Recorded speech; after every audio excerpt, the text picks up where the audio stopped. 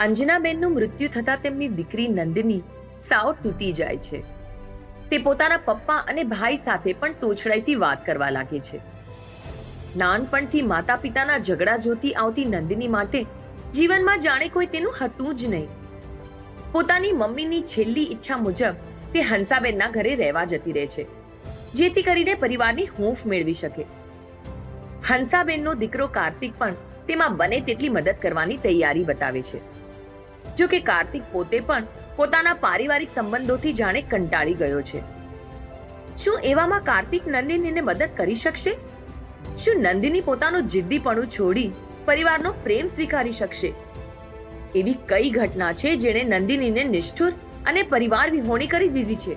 આ પ્રશ્નોના જવાબ મેળવવા સાંભળતા રહો પારિવારિક હૂંફનું મહત્વ જણાવતી વાર્તા ફરી જીવી જા, માત્ર પ્રતિલિપિ FM પર.